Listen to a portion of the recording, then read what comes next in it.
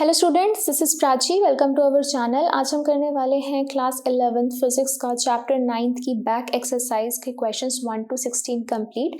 अगर आपको कोई भी पर्टिकुलर क्वेश्चन देखना है तो आप डिस्क्रिप्शन बॉक्स में जाकर टाइम टू टाइम देख सकते हैं, वहाँ आप क्लिक करेंगे तो आपका क्वेश्चन वहीं से स्टार्ट हो जाएगा। ऑल्सो अगर आपसे इस चैप्टर की कोई भी वीडियो मिस हो चुकी है तो उसका लिंक भी डिस्क्रिप्शन बॉक्स में है, आप जाके प्लेलिस्ट गो थ्रू कर सकते हैं। तो स्टार्ट करते हैं with very first question, that is 9.1। A steel wire of length 4.7 meter and cross-sectional area 3 into 10 raised to power minus 5 meter square stretches by the same amount as the copper wire, जिसकी length ये है और उसका area ये है, under a given load, यानी कि दोनों पे ही कोई ना कोई लोड लगाया गया है, दैट इज कोई ना कोई फोर्स, कोई ना कोई वेट अप्लाई किया गया है एक स्टील के वायर पे और एक कॉपर के वायर पे, जिनकी डायमेंशंस आपको दे रखी हैं। हमने उनका क्या फाइंड करना है, ratio of Young's modulus of the steel to that of the copper. तो दोनों का ही हमने यंग्स मॉडुलस निकालना है और उसका रेशो, यानी कि रेशो के लिए हम क्या करेंगे, दोनों को डिवाइड कर देंगे। Very simple. तो एक बार इसको विजुलाइज करते हैं। स्टील वायर, मान लो ये रही स्टील वायर, ठीक है, जिसका आपको लेंथ 4.7 मीटर दे रखी है। तो ये रही 4.7 मीटर की स्टील वायर और इसका एरिया ऑफ क्रॉस सेक्शन ये वाला होता है, ठीक है, ये एरिया ऑफ क्रॉस सेक्शन है जो ऑलरेडी आपको दे रखा है, ठीक है। Stretches by the same amount, यानी कि अगर हमने इसके ऊपर एक लोड लगाया है तो ये क्या होता है, सेम अमाउंट से स्ट्रेच होती है, यानी कि ये नीचे की तरफ थोड़ी सी स्ट्रेच होगी। कितनी, मान लो डेल्टा एल लेंथ स्ट्रेच होती है। सेम कॉपर की अगर हम बात करते हैं तो कॉपर वायर भी जो है उसकी लेंथ है 3.5, तो ये लेंथ है उसकी 3.5 मीटर और इसका एरिया ऑफ क्रॉस सेक्शन ये है। इसको जब हम लोड अप्लाई करते हैं, लोड मतलब कि हमने यहाँ पे वेट अप्लाई किया है, ठीक है, तो ये जो स्ट्रेच होती है ये भी सेम अमाउंट से ही स्ट्रेच होती है, यानी कि डेल्टा एल लेंथ से ही स्ट्रेच हो रही है। हमने इन दोनों का यंग्स मॉडुलस निकालना है और फिर हमने क्या करना है, उनका रेशो, यानी कि उनको हमने डिवाइड कर देना है। तो याद करिए यंग्स मॉडुलस क्या होता था। यंग्स मॉडुलस क्या था, स्ट्रेस अपॉन स्ट्रेन, है ना, y equals to stress upon strain. तो स्ट्रेस क्या होता है, फोर्स पर यूनिट एरिया, ठीक है, कि फोर्स हम कितना अप्लाई कर रहे हैं, कितने क्रॉस सेक्शनल एरिया पे अप्लाई कर रहे हैं। स्ट्रेन क्या होता है, स्ट्रेन होता है change in length divide by original length. तो डिवाइड में हम करेंगे change in length by original length, तो ये फॉर्मूला क्या बनेगा, F bye A into L ऊपर बाय डेल्टा एल, ये हो जाएगा, ठीक है।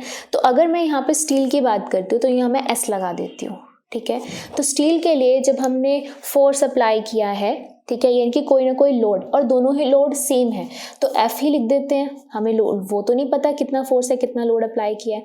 ओरिजिनल लेंथ हमें दे रखी है, दैट इज 4.7 अपॉन में एरिया ऑफ क्रॉस सेक्शन भी हमें दे रखा है स्टील का, that is 3 into 10 raised to power minus 5, ठीक है। और डेल्टा एल का मतलब कि जो स्ट्रेच हुई है वो भी इतने ही अमाउंट से स्ट्रेच हुई है, यानी कि ये भी हमें गिवन नहीं है, सिर्फ डेल्टा एल ही हमें गिवन है, ये हमने लिख दिया एज इट इज।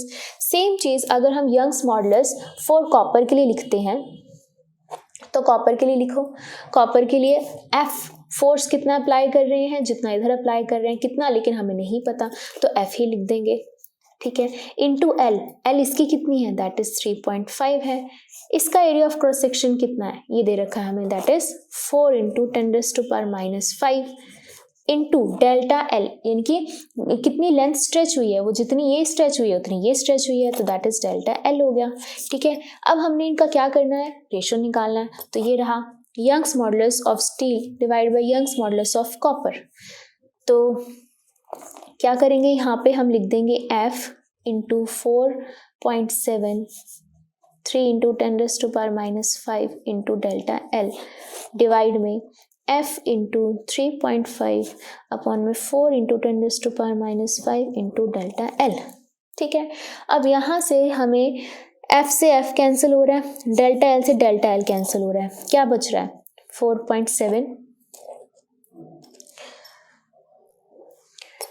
नीचे 3 into 10 raised to power minus 5 और ये ऊपर चला जाएगा 4 into 10 raised to power minus 5 divide में 3.5। ये इससे कैंसिल हो जाएगा, ठीक है। ये पॉइंट हटाएंगे, यहाँ पर 0 लग जाएगी। 5 8 जा, 5 7 जा, ठीक है। जब हम इसको कैलकुलेट करेंगे वी विल गेट 1.79। तो ये रहा रेशो, दैट इज 1.79/1। तो this is the ratio of the Young's modulus of the steel to the Young's modulus of the copper wire, जब हमने उस पर इतना गिवन सेम लोड लगाया और सेम ही स्ट्रेच हुई हैं, लेकिन इसकी लेंथ ये थी, इसकी लेंथ ये थी, तो वहाँ से हमने इसका यंग्स मॉडुलस का रेशो निकाला है। तो दिस इज 1.79/1, तो 1.79 रेशो 1 भी हम इसको लिख सकते हैं, ठीक है। तो ये था आपका क्वेश्चन फर्स्ट। चलिए करते हैं क्वेश्चन सेकंड। तो क्वेश्चन 9.2 क्या कह रहा है कि फिगर शोज, ये आपको फिगर दे रखी है कि ये फिगर आपको दे रखी है स्ट्रेन और स्ट्रेस कर्व की एक मटेरियल के लिए। व्हाट आर यंग्स मॉडुलस, इसके लिए यंग्स मॉडुलस निकालना है और approximate yield strength for this material निकालनी है। तो सबसे पहले यंग्स मॉडुलस की बात करें तो हमने फर्स्ट क्वेश्चन में अभी मैंने आपको बताया था कि यंग्स मॉडुलस क्या होता है, स्ट्रेस अपॉन स्ट्रेन, ठीक है। और ये कब तक फॉलो होता है, ये आपका हुक्स लॉ होता है और ये आप लोगों का फॉलो तब तक रहता है जब तक आप लोगों का ये लीनियर रिलेशन रहता है। जैसे ही यहाँ तक पहुँचते हैं आगे यील्ड पॉइंट आता है, ब्रेकिंग पॉइंट आता है, so on so on so on. तो ये लीनियर रिलेशन यहाँ तक रहता है और वहीं तक हम निकाल सकते हैं उसका Young's modulus, that is stress upon में स्ट्रेन। तो अब यहाँ पे अगर मैं डिफरेंट तरीके से बात करती हूँ, यहाँ पे बात करूँ तो यहाँ पर ये चीज़ मिल जाएगी, यहाँ के लिए स्ट्रेस निकालूँ यहाँ के लिए स्ट्रेन मिल जाएगा, यहाँ के लिए स्ट्रेस निकालूँ तो यहाँ के लिए स्ट्रेन मिल जाएगा। तो सिंपल सी बात है, मैं किसी भी पॉइंट के लिए स्ट्रेस निकालती हूँ तो मुझे उसके कॉरस्पॉन्डिंग स्ट्रेन मिल जाएगा, ठीक है। तो अगर मैं यहाँ की बात करती हूँ, 150 की बात करती हूँ, तो मेरे को कॉरस्पॉन्डिंग यहाँ का स्ट्रेन मिल रहा है 0.002। सिमिलरली अगर मैं यहाँ की निकालूंगी तो मुझे यहाँ का मिल जाएगा। तो किसी भी पॉइंट बेस्ड स्ट्रेस निकालूंगी वहाँ का मुझे स्ट्रेन मिल जाएगा और उसका अगर रेशो हम निकालते हैं तो यहाँ तक पूरी लीनियर इक्वेशन तक मेरे को सेम यंग्स मॉडुलस मिलेगा, बेशक चाहे मैं इसका यहाँ से यहाँ तक भी निकाल लूँ, ठीक है। तो देखो स्ट्रेस जब हमने लिया 300, ठीक है, यहाँ की बात कर रही हूँ मैं, अगर 300 की बात करती हूँ और इसका तो ये आ जाएगा 0.004। स्ट्रेस अगर 300 इंटू 10⁻⁶ न्यूटन पर मीटर स्क्वायर लिया है, स्ट्रेन हमने लिया 0.004, ठीक है। इसको हम कैलकुलेट करेंगे 0.002। इसको जब हम कैलकुलेट करेंगे we will get 7.5 into 10⁻10 newton पर मीटर स्क्वायर, ठीक है। सिमिलरली अगर आप इसको 150/0.002 करते हो तो भी देखो यहाँ पर 150/0.002 ही आ रहा है, तो उसके लिए भी आपका यंग्स मॉडुलस यही निकलेगा। तो जब भी लीनियर रिलेशन रहेगा तो जब भी हम कैलकुलेट करेंगे कोई भी स्ट्रेस उठा के किसी भी स्ट्रेन उसी कॉरस्पॉन्डिंग स्ट्रेन के साथ, तो आपका यंग्स मॉडुलस क्या रहेगा, पूरी लाइन के लिए कांस्टेंट रहेगा, तो आप कहीं से भी उठा के उसको निकाल सकते हो, ठीक है। तो ये तो हो गया फर्स्ट पार्ट। सेकंड पार्ट आता है आपका approximate yield strength for this material.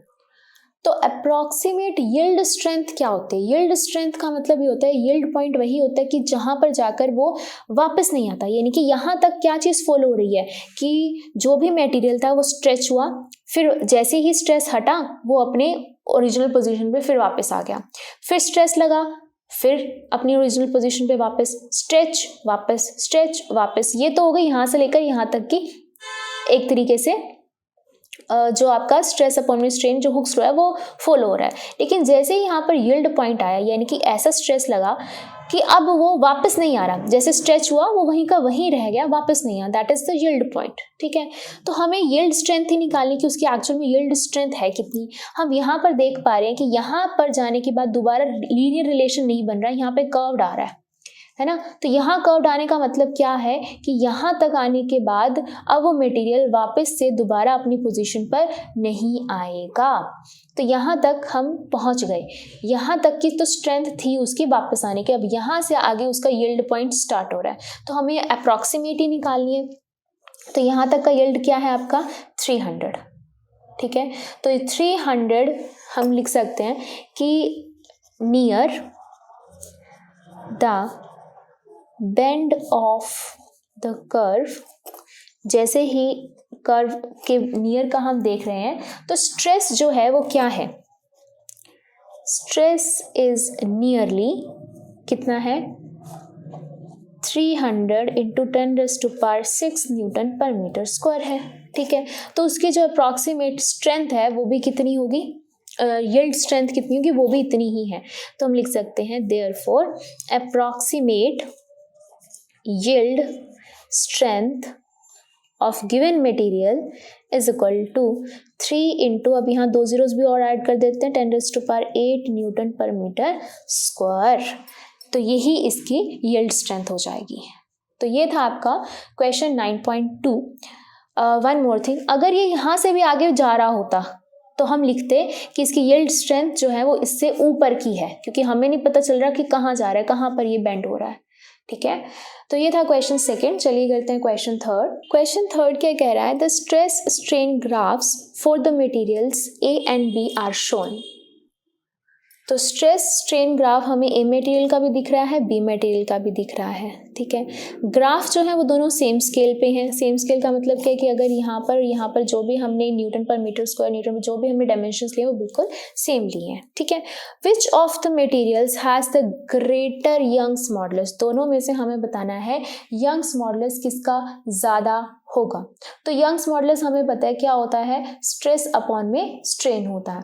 तो स्ट्रेस अपॉन में स्ट्रेन का मतलब क्या हुआ, अगर हम इस ग्राफ को ध्यान से देखते हैं तो स्ट्रेस अपॉन में स्ट्रेन ये चीज़ हुई, एक तरीके से इसका स्लोप हो गया। ठीक है, तो यहाँ मैं लिखूंगी इस तरीके से कि Young's modulus is equal to formula stress upon में स्ट्रेन, ये क्या हो गया एक तरीके से slope of the graph, slope of the stress strain graph, है ना। स्लोप का क्या मतलब होता है कि मान लो ये चीज़ है, ये एक लाइन है, दूसरी जो लाइन है एक ये उठी हुई है और एक ये उठी हुई है, तो ये वाली लाइन इस वाली लाइन से ज़्यादा उठी हुई है, तो इसका स्लोप ज़्यादा है और इसका स्लोप कम है। तो यहाँ पर भी हमें यही देखना पड़ेगा कि ये लाइन और ये लाइन कौन सी ज़्यादा उठी हुई है। तो देखा जाए तो ये लाइन इधर है और ये लाइन यहाँ नहीं होकर ये यहाँ पर है, तो ए ग्राफ का, ए मटेरियल का स्लोप ज़्यादा है। तो हम यहाँ लिख सकते हैं एज द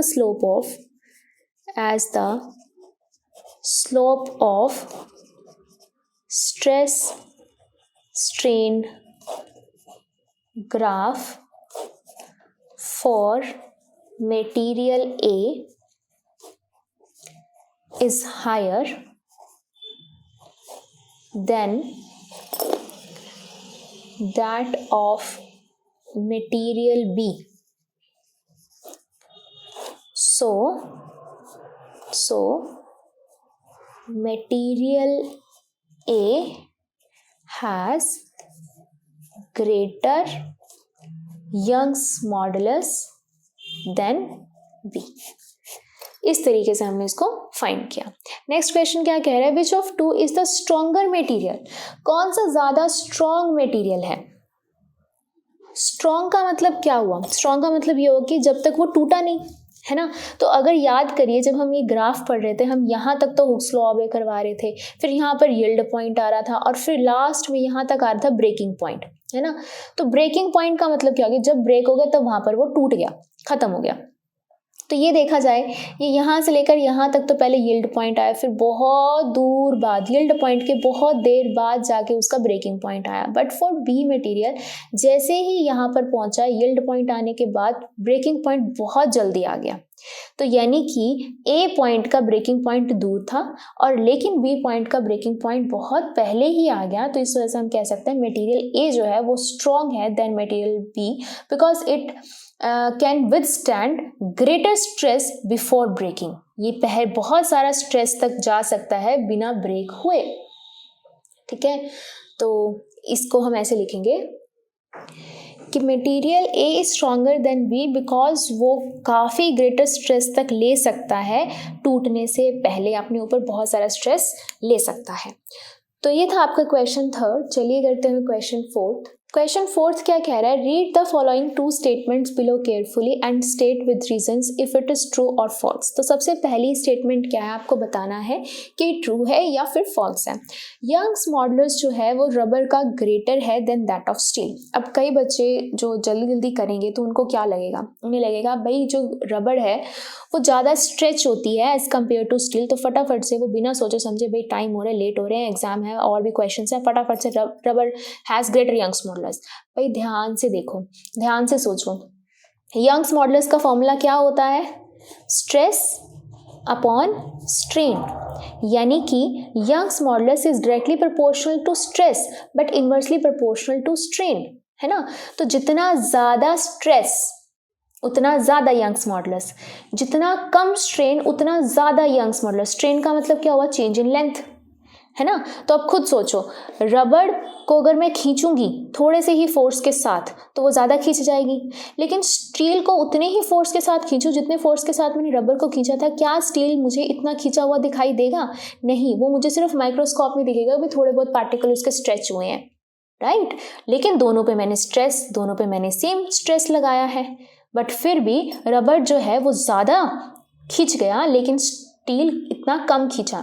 ज़्यादा खींचने की वजह से रबर का स्ट्रेन ज़्यादा, अगर स्ट्रेन ज़्यादा तो यंग्स मॉडुलस रबर का क्या हो जाएगा, कम हो जाएगा। तो अब इस आंसर को हम कैसे लिखेंगे, तो हम लिखेंगे कि ये स्टेटमेंट फॉल्स है कि रबर का यंग्स मॉडुलस ज़्यादा होता है, कि ये स्टेटमेंट फॉल्स है क्योंकि जब हम स्टील और रबर को सेम डिफॉर्मिंग फोर्स यानी कि सेम स्ट्रेस देते हैं, स्टील जो है वो लेस एक्सटेंशन, लेस फैलता है, तो इसलिए स्ट्रेन उसका कम होता है as compare to rubber, because Young's modulus is equal to stress upon strain. So Young's modulus steel के केस में ज़्यादा होगा। सिमिलरली इसका बी पार्ट क्या कहता है, the stretching of a coil is determined by its share modulus. एक coil को स्ट्रेच करना वो डिटरमाइन करता है उसका शेयर मॉडुलस। तो सबसे पहले अगर हम बात करते हैं शेयर मॉडुलस क्या होता है, शेयर मॉडुलस का मतलब होता है कि जब उसकी ना ही चेंज इन लेंथ हो, चेंज इन वॉल्यूम, दोनों में ही कुछ नहीं होता, लेंथ में चेंज हो तो वो यंग्स मॉडुलस होता है, चेंज इन वॉल्यूम होता है तो वो बल्क मॉडुलस होता है, सिर्फ उसके डायरेक्शन में या उसके शेप में चेंज आता है तभी हम उसका शेयर मॉडुलस कहते हैं, है ना। और अगर हम एक कॉइल की बात करते हैं तो मान लो ये रहा कॉइल, अगर कॉइल नहीं समझ में आती तो अपने दिमाग में एक स्प्रिंग लेकर आओ। स्प्रिंग की अगर हम बात करते हैं तो ये क्या है, एक तरीके से ये उसकी लेंथ हो गई, ठीक है। तो ये पूरी की पूरी हम लेंथ काउंट करेंगे, अगर मैं इसको स्ट्रेच करती हूँ तो ये ऐसी हो जाएगी, लेंथ में नहीं चेंज आया है, क्या हुआ है, उसके शेप में चेंज आया है, लेंथ तो उतनी ही है। मान लो ये 10 मीटर की लेंथ थी, अब मैंने उसको खींच दिया, अब भी तो 10 मीटर की ही लेंथ है, सिर्फ उसकी शेप ही तो चेंज हो गई है, तो इट इज़ ट्रू। तो इट इज़ ट्रू, जब एक कॉइल को स्ट्रेच करते हैं ना ही उसकी चेंज इन लेंथ होता है ना वॉल्यूम होता है, सिर्फ उसकी शेप में चेंज आता है, तो इसलिए शेयर मॉडुलस ही इन्वॉल्व है। तो ये था आपका क्वेश्चन 4। चलिए करते हैं क्वेश्चन 5। तो अब करते हैं question 5। 2 wires of diameter 0.25 centimeter, one made of steel and other made of brass are loaded as shown। तो ये आपको दिखाई दे रहा है कि यहाँ पर एक स्टील की वायर है और एक वायर है वो ब्रास की है। इस तरीके से उसको, इनका डायमीटर 0.25 है और उसको इस तरीके से ऐसे हैंग किया गया है कि स्टील के ऊपर वेट है 4 kg, उसके बाद ब्रास आता है और ब्रास के यहाँ पर जो वेट है वो है 6 kg, ठीक है। The unloaded length of the steel wire is 1.5 metre. Unloaded length का मतलब क्या है कि जब तक हमने उसके ऊपर लोड नहीं लगाया था तब की उसकी जो लेंथ है वो कितनी है 1.5, और ब्रास की कितनी है 1 मीटर है, जब तक हमने उसके ऊपर लोड नहीं लगाया था, अनलोडेड है। Compute the elongations of the steel and the brass wires. अब हमें उनकी इलोंगेशंस बतानी, यानी कि जब हमने ये लोड अप्लाई कर दिया है उसके बाद हमने बतानी कितनी इलोंगेशंस हुई हैं। तो हमें पता है कि ओरिजिनल लेंथ और जो चेंज इन लेंथ होती है वो कैसे पता चलती है हमें, जब लोड हमने अप्लाई किया तो यंग्स मॉडुलस से पता चलता है। तो Young's modulus is equal to stress upon में स्ट्रेन, तो स्ट्रेस यानी कि force upon area and strain is equal to change in length upon में ओरिजिनल लेंथ। तो यहाँ पर हो जाएगा चेंज इन लेंथ अपॉन में ओरिजिनल लेंथ, ठीक है।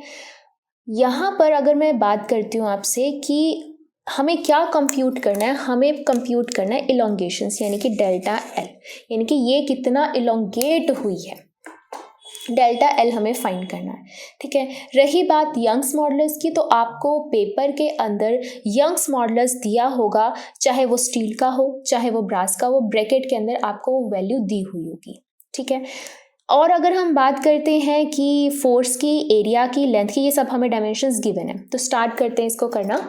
सबसे पहले तो अगर मैं बात करती हूँ स्टील की, ठीक है, स्टील की बात करते हैं यहाँ पे हम। सबसे पहले तो स्टील की बात करें तो हमें लेंथ, उसकी ओरिजिनल लेंथ हमें दे रखी है कितनी, 1.5 मीटर। डायमीटर हमें दे रखा है 0.25 सेंटीमीटर। लेकिन अगर मैं उसका रेडियस निकालूं तो मुझे मिलता है, डिवाइड में 2 कर देंगे तो दिस विल बी 0.125, और मीटर्स चाहिए तो 10⁻⁻2 लगा के साथ में मीटर्स भी आ जाएगा, ठीक है। ओके, नाउ एल आ गया मेरे पास, आर आ गया, क्योंकि मेरे पास क्या चाहिए, मुझे एरिया भी चाहिए। तो एरिया क्या होता है, area of cross section that is pi are square होता है।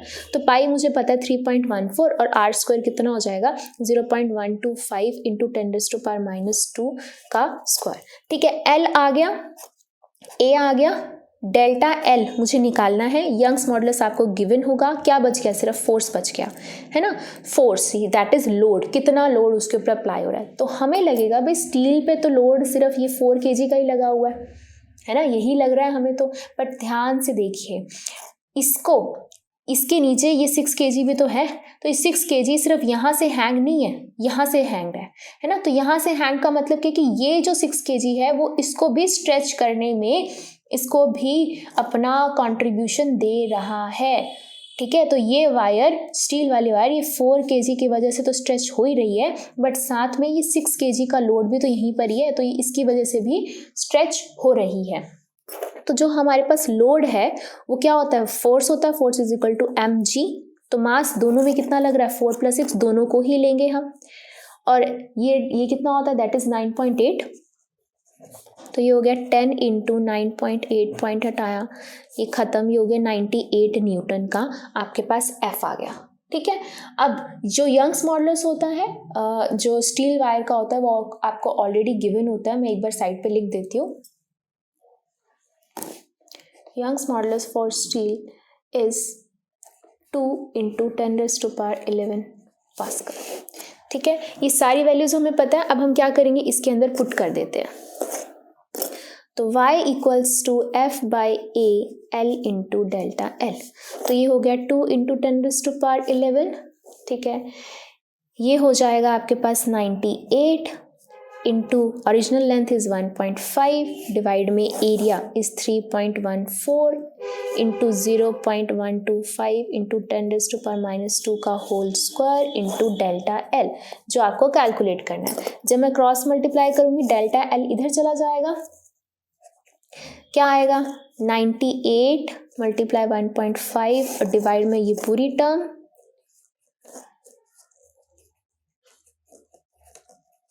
और साथ में ये वाली टर्म भी नीचे आ जाएगी। तो 2 इंटू 10⁻11 भी हो जाएगा। जब हम इस पूरे को कैलकुलेट करेंगे, we will get 1.5 into 10⁻⁻4 metre. तो इतना एलोंगेशन होगा स्टील वायर के अंदर, ठीक है। सेम प्रोसीजर हम फॉलो करेंगे फॉर ब्रास वायर, ठीक है। अगर मैं ब्रास की बात करती हूँ तो इसकी लेंथ क्या है, तो साथ के साथ कंपेयर करते रहते हैं और सारी चीज़ें हम ऐसे ही लिखेंगे, ठीक है। तो फॉर ब्रास की ओरिजिनल लेंथ आपको कितनी दे रखी है, 1 मीटर, ठीक है। रेडियस उन्होंने, डायमीटर दोनों का सेम था तो रेडियस भी दोनों का सेम ही आएगा, 0.125 इंटू 10⁻⁻2 मीटर्स। तो एरिया भी दोनों का सेम होगा, that is pi are square. तो आप यहाँ लिख सकते हो 3.14 इंटू 0.125 इंटू 10⁻⁻2 का स्क्वायर, ठीक है। ओके, नाउ एफ की बात करते हैं। तो एफ के लिए अगर हम ध्यान से देखें दोबारा से, force is equal to mass into acceleration due to gravity. अब ब्रास पे तो कौन से वाला फोर्स लग रहा है, ऊपर वाला तो नहीं लग रहा, ऊपर वाले में तो सिर्फ यहाँ से हैंग हुई है। तो ये जो ब्रास वाली होगी, स्ट्रेच होगी, तो वो किसकी वजह से होगी, वो सिर्फ इस वाले फोर्स की वजह से होगी, राइट। तो यहाँ पर हम लिखेंगे mg, और यहाँ पे मास जो है वो सिर्फ 6 वाला है, और साथ में ये क्या हो जाएगा 9.8। तो दिस इज इक्वल टू 0. आप इसको आप इसको अभी बिना कैलकुलेट करे एज इट इज़ लिख दो न्यूटन की तरफ, ठीक है। Also Young's modulus for brass, ये आपको गिवन होगा, मैं आपको बार बार बता रही हूँ, दैट इज 0.91 इंटू 10⁻11 पास्कल, ठीक है। अब ये सारी की सारी चीज़ें आ गई हैं, अब इसी फॉर्मूला में पुट कर दें, हम कर देते हैं, पुट करो y equals to F by A into L upon delta L, ठीक है। तो यंग्स मॉडुलस 0.91 जो आपको गिवन है, force that is 6 into 9.8 into original length is 1 metre, area ये आ गया 3.14 इंटू 0.125 10⁻⁻2 का स्क्वायर इंटू डेल्टा एल। हमने अब इलोंगेशन निकालनी है, तो क्रॉस मल्टीप्लाई डेल्टा एल इधर आ जाएगा, यहाँ आएगा 6 इंटू 9.8 इंटू 1 अपॉन में ये वाली टर्म एज इट इज, और ये यंग्स मॉडुलस नीचे मल्टीप्लाई में आएगा। जब हम इस पूरे को कैलकुलेट करेंगे हमें मिलेगा delta L equals to 1.3 into 10⁻⁻4 metre, यानी कि इतनी इलोंगेशन ब्रास के अंदर होगी, ठीक है। तो हमने दो वायर ली हैं, एक स्टील की और एक ब्रास की, ठीक है। दोनों का सेम डायमीटर लिया था, लेकिन स्टील पे लोड ज़्यादा आ रहा था, इसकी इलोंगेशन ज़्यादा हो गई, ठीक है, लेकिन ब्रास पे जो लोड आ रहा था वो कम आ रहा था, इसलिए इसकी इलोंगेशन थोड़ी कम हुई एज कम्पेयर टू स्टील। तो ये था आपका क्वेश्चन 9.5। चलिए करते हैं क्वेश्चन 9.6। तो अब करते हैं question 6। The edge of an aluminium cube is 10 centimetre long. तो एक आपके पास एल्यूमिनियम क्यूब है जिसकी जो एज है यानी कि एक साइड आपको 10 सेंटीमीटर दे रखी है।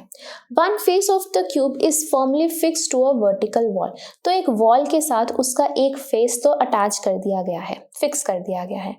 And a mass of 100 kg is then attach to the opposite face of the cube. अब उसके ऑपोजिट फेस पे एक 100 किलो का मास अटैच कर दिया गया है। The shear modulus of the aluminium is already given. What is the vertical deflection of this face? अब shear modulus क्यों आया? shear modulus का मतलब क्या होता है? तीन तरीके के हमने मॉडुलस पढ़े थे, कौन कौन से पढ़े थे? Young's modulus, bulk modulus and shear modulus. Young's modulus का मतलब था जब लेंथ में चेंज आ रहा था, ठीक है, और बल्क मॉडुलस जब वॉल्यूम में चेंज आ रहा था, ठीक है। शेयर मॉडुलस जब उसकी शेप में चेंज आ रहा था। तो यहाँ हम देख सकते हैं, अगर इस सिचुएशन को अगर हम विजुअलाइज करें तो let this be a wall, ये रही कोई एक वॉल,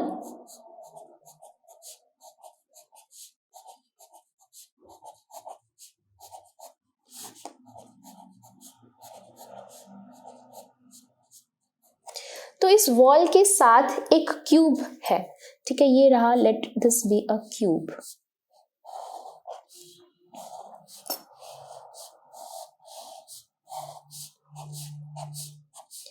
तो ये एक एल्यूमिनियम क्यूब है जिसका एक फेस तो वॉल के साथ अटैच्ड है, ये आपको दिख रहा है, ये वाला जो फेस है ये वॉल के साथ अटैच्ड है।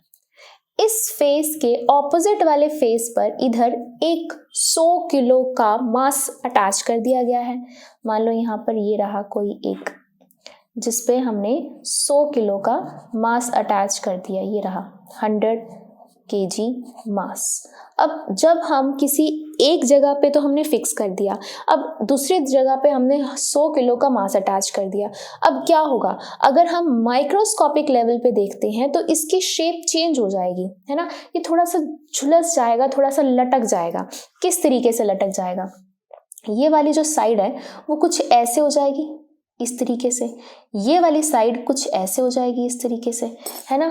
तो ये कुछ इस तरीके से क्यूब हमारा ऐसा हो जाएगा, नीचे की तरफ लटक जाएगा, है ना। तो यानी कि यहाँ से यहाँ तक चेंज आ जाएगा, ये चेंज आ जाएगा, ये इतना लटक जाएगा। तो हमें क्या कैलकुलेट करना है? Vertical deflection.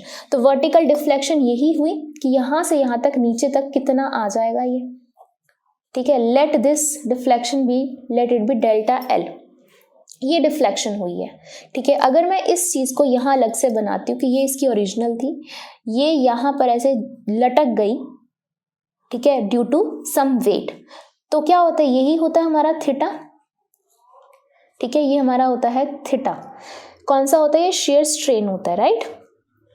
तो ये वाला स्ट्रेन रहता है, चेंज जो आपका किस में आता है, पोजीशन में चेंज आता है, राइट। ओके, तो अब ये क्या है, ये है आपके पास edge of the cube, let the edge of the cube be A, तो ये भी एज ही है क्यूब की ए, और लेट दिस भी कितना डिफ्लेक्ट हो गया नीचे की तरफ, डेल्टा एल डिफ्लेक्ट हो गया नीचे की तरफ, हमें डेल्टा एल निकालना है, ठीक है।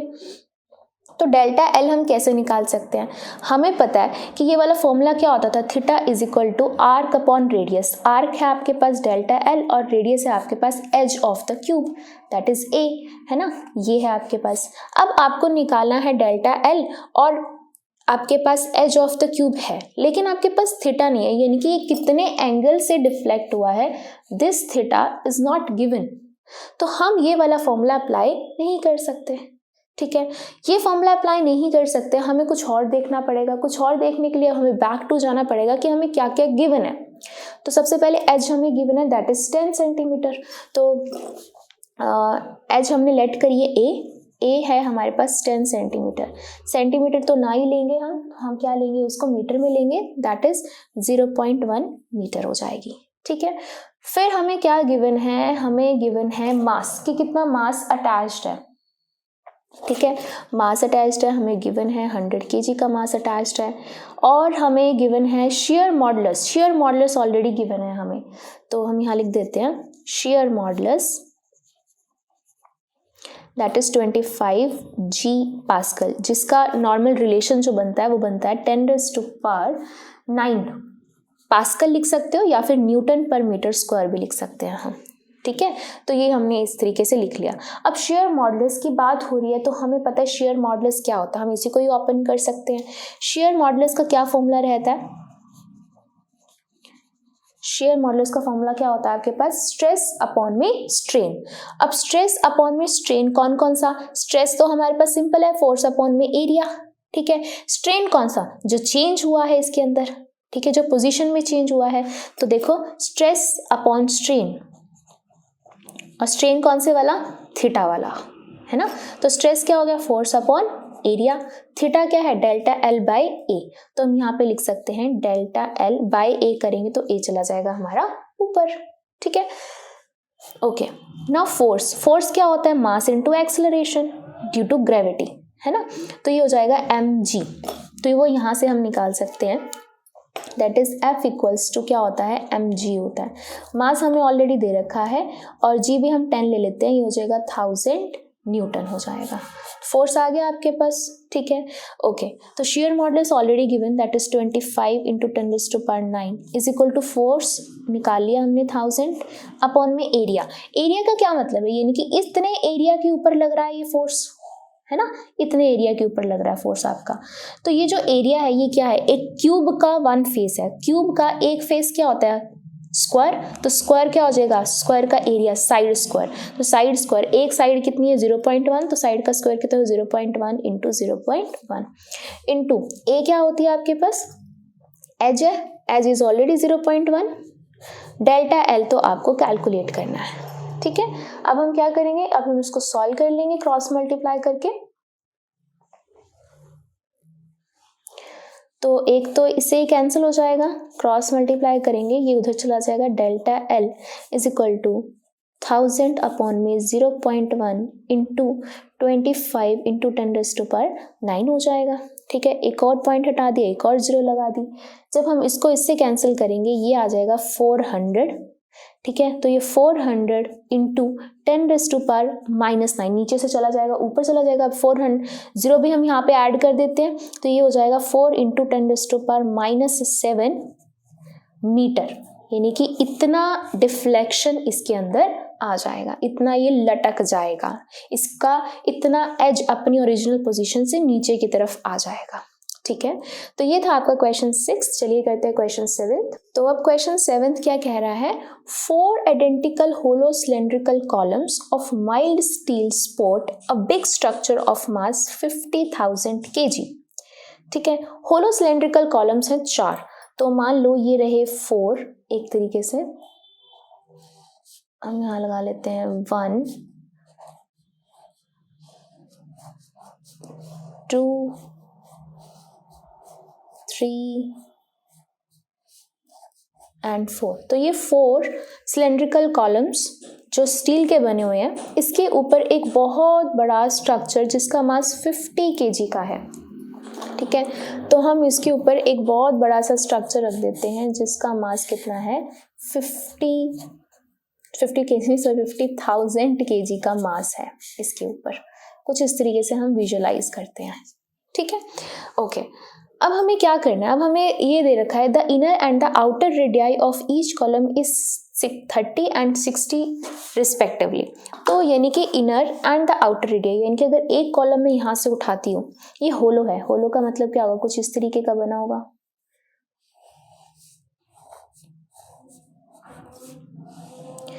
तो इनर एंड आउटर रेडियाई यानी कि इनर पोर्शन ये वाला और आउटर ये वाला। तो अगर मैं इस पोर्शन को ऐसे ऊपर की तरफ विजुअलाइज करवाती हूँ, तो आपने छोटे क्लासेस में ऐसे ऐसे कर रखे हैं, है ना। तो इनर रेडियाई ये हो गई 30 सेंटीमीटर की, यहाँ से यहाँ तक 30 सेंटीमीटर हो गया। आउटर रेडियाई यानी कि यहाँ से लेकर यहाँ तक की जो रेडियाई होगी वो हो गई आपके पास 60 सेंटीमीटर की, ठीक है। ओके, फिर assuming the load distributed to be uniform, हम ये मान रहे हैं कि चारों पर इक्वल लोड जा रहा है, जितना ये सब पे इक्वल लोड जा रहा है, ठीक है। तो इक्वल लोड का मतलब क्या हुआ, इक्वल लोड का अभी हम निकालते हैं। चलो, calculate the compressional strain of each column. Each column का मतलब हमें एक कॉलम का कंप्रेशनल स्ट्रेन निकालना है। तो अब कंप्रेशनल स्ट्रेन का अलग से कोई फॉर्मूला नहीं है कि कितना वो कंप्रेस हो रहा है, कितनी उसकी लेंथ कम हो रही है, वो तो हमें कुछ नहीं पता है, ठीक है। लेकिन हमारे पास ये फॉर्मूला जरूर पता होता है, that is Young's modulus is equal to stress upon strain. तो क्रॉस मल्टीप्लाई अगर हम करते हैं यहाँ से, तो स्ट्रेन का क्या फॉर्मूला बनेगा, दैट इज स्ट्रेस अपॉन में यंग्स मॉडुलस। तो यंग्स मॉडुलस जो होता है स्टील का, वो ऑलरेडी आपको गिवन होता है, ठीक है। यहाँ पर नहीं मेंशन है, लेकिन अगर एग्जाम में आपके पास पेपर में क्वेश्चन आता है तो Young's modulus will be given, ठीक है। अच्छा, तो ये चीज़ तो गिवन हो गई, ठीक है। मैं यहाँ लिख भी देती हूँ आपको, यंग्स मॉडुलस जो होता है आपका स्टील के लिए वो होता है आपका 2 × 10⁻11 न्यूटन पर मीटर स्क्वायर, जो हमने अभी लास्ट क्वेश्चन में भी हमने यूज़ किया है, ठीक है। बाकी बचा सिर्फ स्ट्रेस। तो स्ट्रेस का फॉर्मूला क्या होता है, हम स्ट्रेस निकालने वाले हैं। स्ट्रेस का फॉर्मूला होता है फोर्स अपॉन एरिया।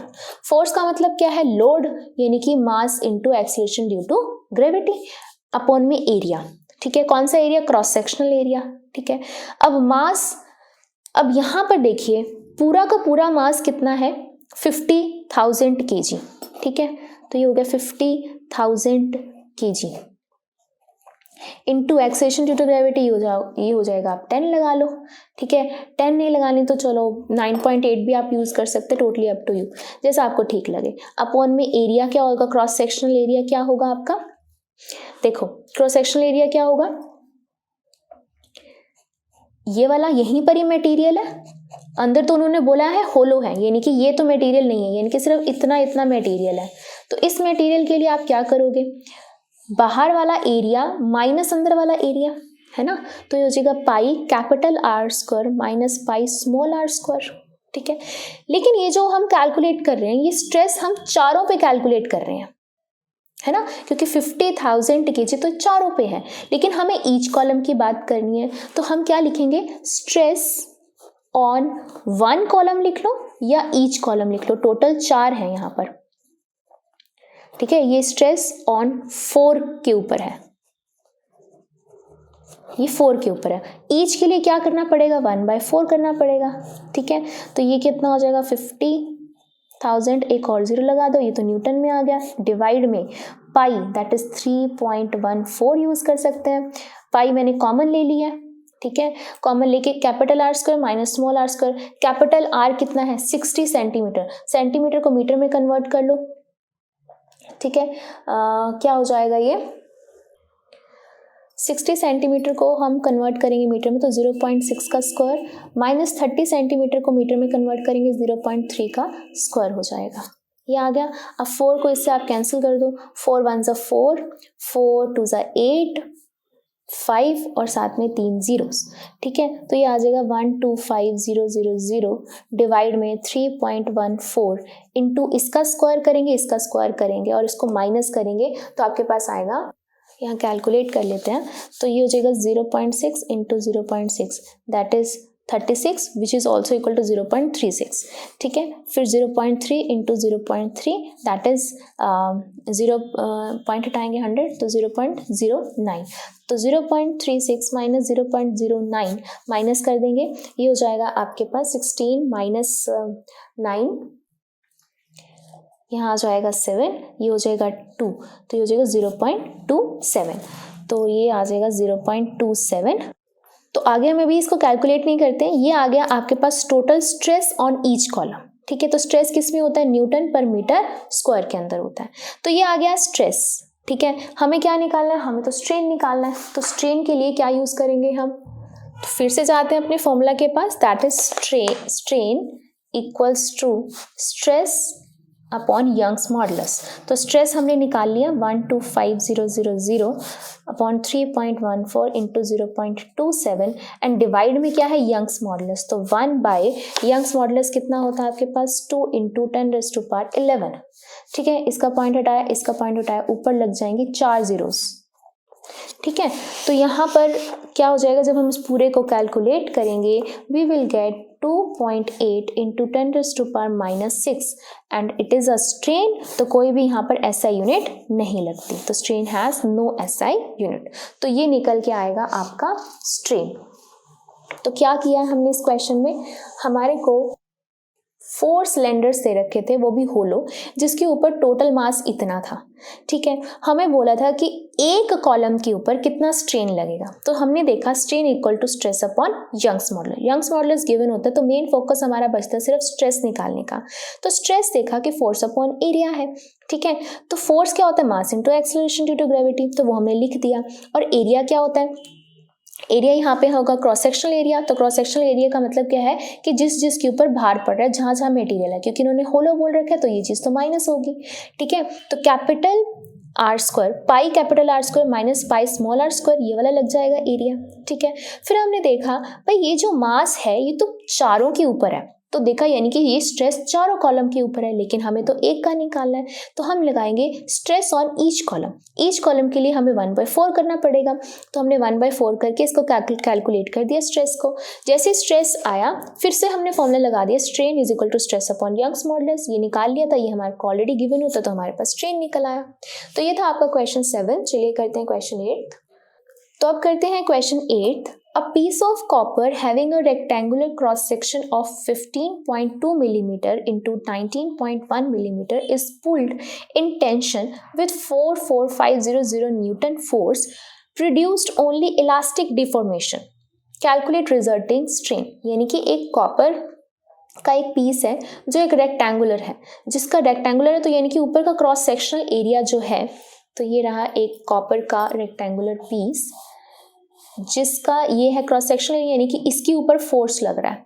ठीक है, तो इसके ऊपर ऐसे is pulled in a tension, pulled है यानी कि मान लो ऐसे ऊपर की तरफ इसको खींचा जा रहा है, पुल्ड हो रहा है, कितने फोर्स से 44500 न्यूटन के फोर्स से पुल्ड हो रहा है ऊपर की तरफ। इसकी डायमेंशंस कितनी है, ये लगा लो है आपके पास 19.1 मिलीमीटर है, ये है आपके पास 15.2 मिलीमीटर है। ठीक है, इतना फोर्स उसको पुल कर रहा है। इलास्टिक डिफॉर्मेशन है यानी कि ये खिंच गया, थोड़ा सा ऊपर की तरफ खिंच गया। हमें क्या बताना है, रिजल्टिंग स्ट्रेन बताना है। तो हमें पता है स्ट्रेस और स्ट्रेन, स्ट्रेस ऑलरेडी हमें दे रखा है यानी कि हम एरिया निकाल सकते हैं, फोर्स है तो स्ट्रेस ऑलरेडी हम निकाल सकते हैं। स्ट्रेन निकालना है तो सिंपल सा फॉर्मूला क्या लगेगा, Young's modulus is equal to stress upon strain. ठीक है, Young's modulus for copper wire is already given, जो आपको गिवन होता है पेपर में अगर आएगा तो आपको ऑलरेडी गिवन होगा, दैट इज 1.2 इंटू 10⁻11 न्यूटन पर मीटर स्क्वायर यंग्स मॉडुलस होता है। ठीक है, स्ट्रेन निकालना है, स्ट्रेस फॉर्मूला आपको पता ही है क्या होता है, फोर्स अपॉन एरिया। तो पहले हम स्ट्रेस अलग से निकाल लेते हैं ताकि इसमें पुट कर देंगे फोर्स अपॉन एरिया। तो फोर्स, अब देखो अगर सिर्फ मास दिया होता कितना मास से इसको हम खींच रहे हैं तो हमें मल्टीप्लाई बाय 10 करना पड़ता है उसको न्यूटन में कन्वर्ट करने के लिए, बट यहाँ पे ऑलरेडी न्यूटन में गिवन है तो हमें कुछ चेंज नहीं करना है। 44500 अपॉन में एरिया, एरिया की बात करें तो रेक्टेंगुलर है, लेंथ इनटू ब्रेड्थ हो जाएगा और दोनों मिलीमीटर्स में, तो उसको हमें मीटर्स में भी कन्वर्ट करना पड़ेगा। तो 19.1 इंटू 15.2 मिलीमीटर्स है, तो ये क्या होगा 10 की पावर -6 मीटर स्क्वायर में कन्वर्ट हो जाएगा। ये आ गया स्ट्रेस आपके पास। अब इसके अंदर पुट कर देते हैं, तो Y equals to stress upon strain, cross multiply, strain is equal to stress upon Young's modulus. तो स्ट्रेस आपने निकाल लिया 44500 upon 19.1 into 15.2 into 10⁻⁻6 into Young's modulus, तो नीचे ही आएगा Young's modulus, that is 1.2 into 10⁻11। ठीक है, अब एक चीज देखो, 1 0 2 0 3 जीरोस, तो ऊपर कितनी जीरोस लग जाएंगी, 3 और जीरोस लग जाएंगी। ठीक है, तो मैं इसको ऐसे लिख सकती हूँ, और एक ये भी है 10 की पावर -6, ऊपर जाके क्या हो जाएगा 10 की पावर 6 हो जाएगा। तो 4 4 5 और साथ में ये 3 जीरोस है, सॉरी अब ये 5 जीरो हो गई और ये 6 एक और चलेगी, तो 4 + 5 ये हो गया 10 की पावर 11 जीरोस। नीचे क्या बचा 19 पॉइंट तो हट ही गया, 191 152 12 इंटू 10 की पावर 11। अब ये कैंसिल हो गया, सिर्फ आपके पास बचा 445 अपॉन में 191 152 एंड 12। जब हम इसको कैलकुलेट करेंगे we will get 0.001277 and we are finding strain and strain has no units. So ये आ जाएगा आपका आंसर। तो ये था आपका क्वेश्चन 8। चलिए करते हैं क्वेश्चन 9। तो अब करते हैं question 9। A steel cable with a radius of 1.5 cm supports a chair lift at a ski area। तो एक स्टील की केबल है, स्टील की तार है जिसका रेडियस इतना है, वो एक चेयर लिफ्ट को सपोर्ट करती है एक स्की एरिया पे। स्की एरिया का मतलब जहाँ पे जैसे कि बर्फ़ की एक्टिविटीज़ होती हैं, ठीक है, जहाँ पर भी स्नो है, स्नो की डिफरेंट एक्टिविटीज़ हैं, that is a ski area. If the maximum stress is not to exceed 10 की पावर 8 न्यूटन पर मीटर स्क्वायर, यानी कि मैक्सिमम स्ट्रेस आपको इतना दे रखा है, आपको बताना है what is the maximum load cable support कर सकती है जिसे। तो सिंपल सी बात है कि मान लो कोई भी एक चीज़ है, अगर मान लो ये चेयर है, यहाँ से एक ये ऊपर की तरफ स्टील की वायर लगी हुई है, यही है ना स्टील की वायर। अब ये जो स्टील की वायर है, ये मान लो ये स्टील की वायर है, ये जो इसका जो रेडियस आपको दे रखा है, ये दे रखा है 1.5 सेंटीमीटर। ठीक है, अब ये इतने लोड को उठा रही है, ठीक है, इतने लोड को उठा रही है। अब यही हमें फाइंड करना है कितना लोड, यानी कि F = mg, ये हमें फाइंड करना है, फोर्स हमें फाइंड करना है कि कितना लोड अप्लाई हुआ है। और इसके ऊपर जो स्ट्रेस लग रहा है, मैक्सिमम स्ट्रेस जो है वो इतना लग रहा है। तो हमें पता है, सिंपल सी बात है, स्ट्रेस का फॉर्मूला क्या होता है, stress is equal to force upon area या फिर लोड अपॉन एरिया। ठीक है, एरिया क्या होता है, area is cross sectional area.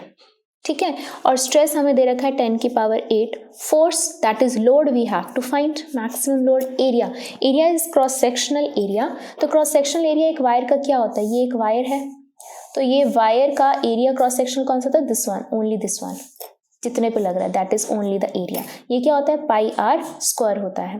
ठीक है, रेडियस यहाँ पे 1.5 है, तो जिसको हम यहाँ पर क्या लिख लेंगे, रेडियस को 1.5 इंटू 10 की पावर -2 सेंटीमीटर है, तो किस में लेंगे हम, मीटर्स में।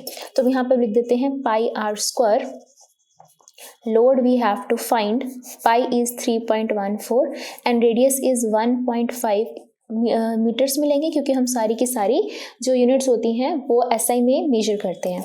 तो ये हो जाएगा इसका स्क्वायर, क्रॉस मल्टीप्लाई करेंगे, we will get load equals to 3.14 into 1.5 into 1.5 into इसको क्या कर देंगे 10 की पावर -4 इंटू यहाँ पे आ जाएगा 10 की पावर 8। जब हम इस पूरे को मल्टीप्लाई करेंगे we will get 7.07 into 10⁻⁴ newton. This is the load, this is the maximum load जो ये स्टील वायर अपने पे सपोर्ट कर सकती है। अगर ज़्यादा लोग बैठ जाएंगे, ज़्यादा लोड हो जाएगा, तो ये क्या हो सकता है, इसका ब्रेकिंग पॉइंट भी आ सकता है, ब्रेक हो सकती है। तो ये था आपका क्वेश्चन 9th। चलिए करते हैं क्वेश्चन 10th। तो चलिए करते हैं question 10th। A rigid bar of mass 15 kg is supported symmetrically by 3 wires each 2 meter long।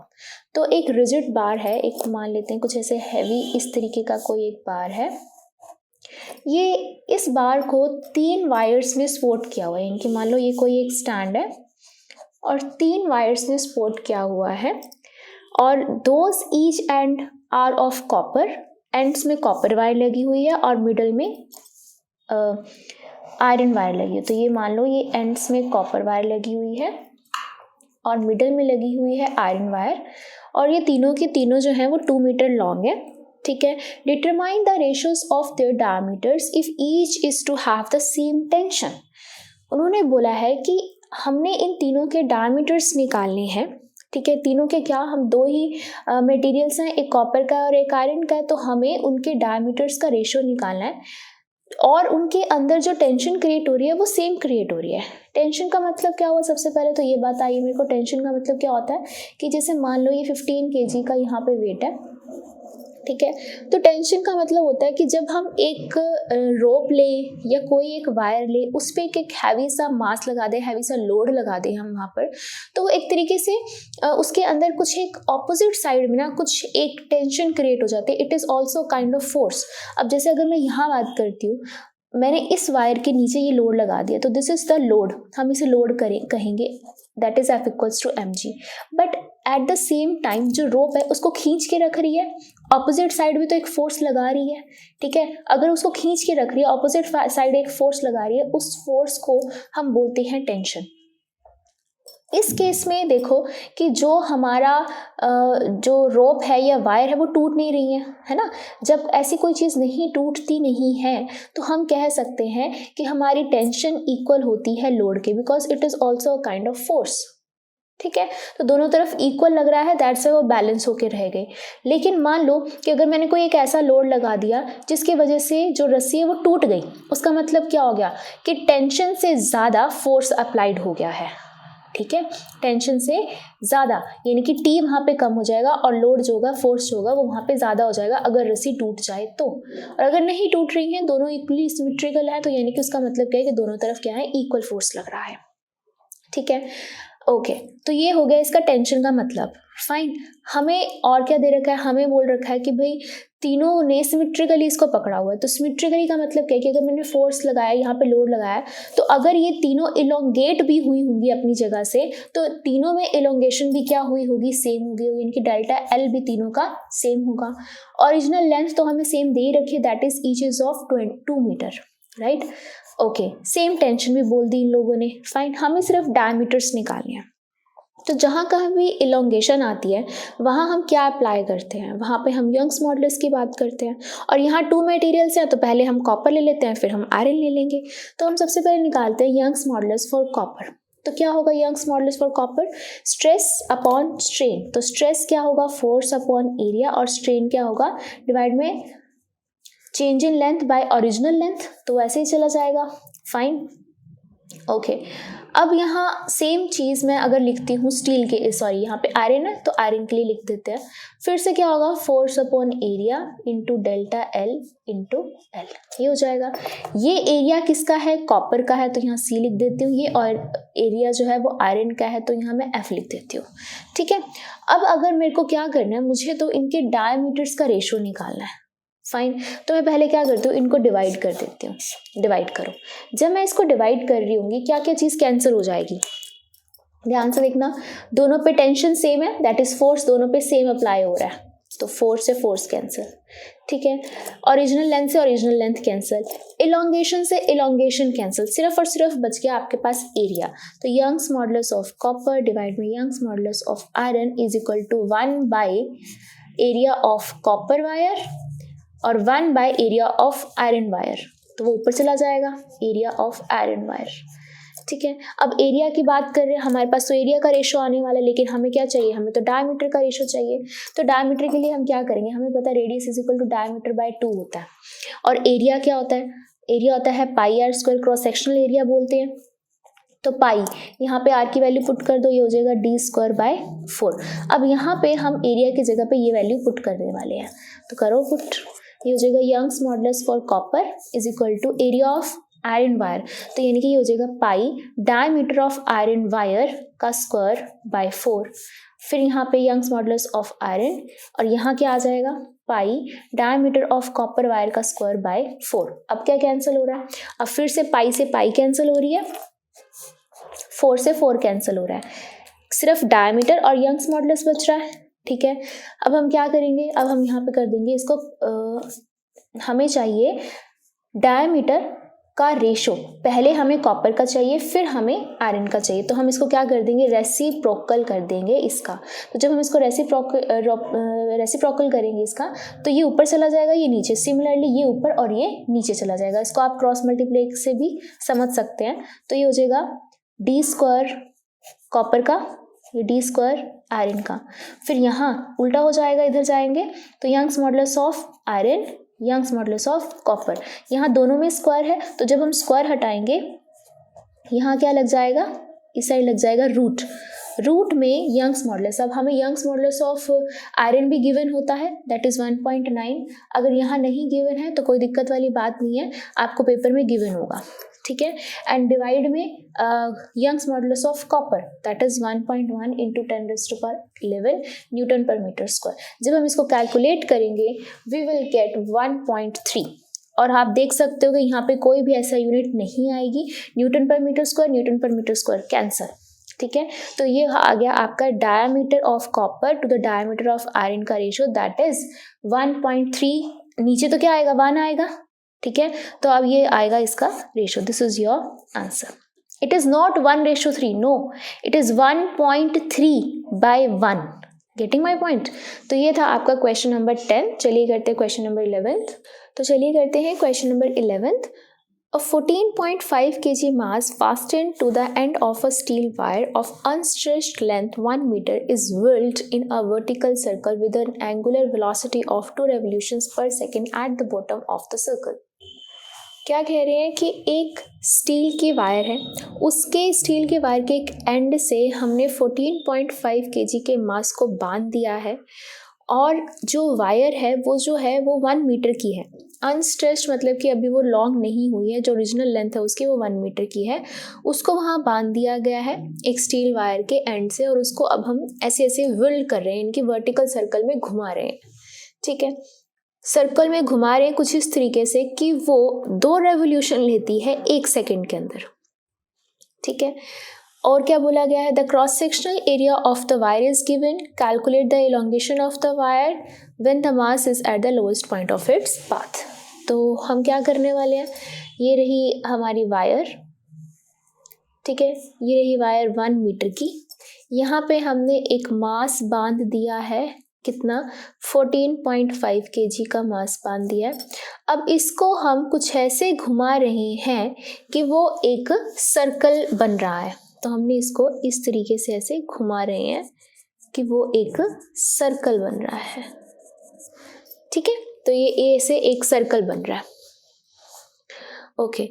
और हमें क्या फाइंड करना है, हमें फाइंड करना है elongation of the wire. Elongation of the wire का मतलब क्या है कि वायर कितनी स्ट्रेच होती है, ठीक है। जब लोड अप्लाई हो रहा है तो वायर कितनी स्ट्रेच हो रही है, तो जब भी स्ट्रेचिंग की बात आती है, जब भी एलोंगेशन की बात आती है, तो हम वहाँ पर क्या अप्लाई करते हैं, यंग्स मॉडुलस, ठीक है। क्या होता है Young's modulus, stress upon strain, तो फोर्स पर यूनिट एरिया एंड डिवाइड में strain is change in length, divide में ओरिजिनल लेंथ, ठीक है, ओके। तो यंग्स मॉडुलस यहाँ स्टील की बात करें तो वो हमें गिवन होता है, नहीं गिवन तो आपको एग्जाम में भी गिवन होगा, आपको ब्रैकेट में लिखा होगा, नहीं तो टेबल गिवन होती है आपको।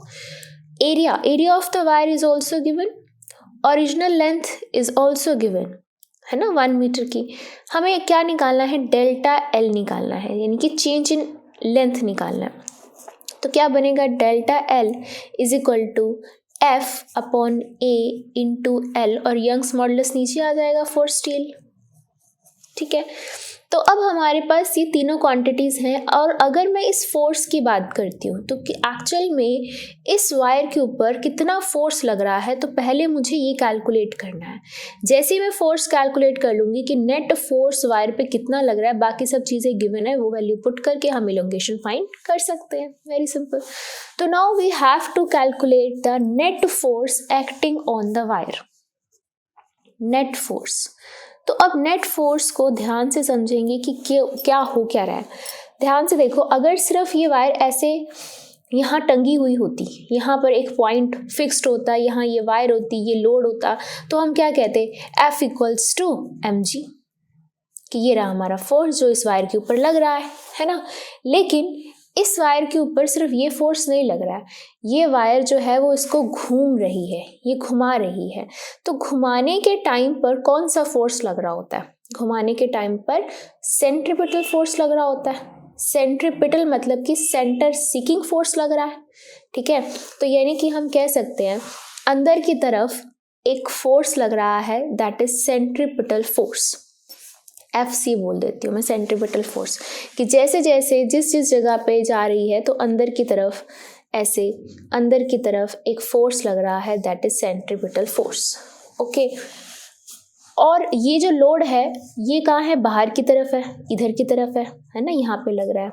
अच्छा, दो टाइप के फोर्स तो हमें पता चल गए, इस वायर के ऊपर लग रहा है, और कौन सा फोर्स लग रहा है?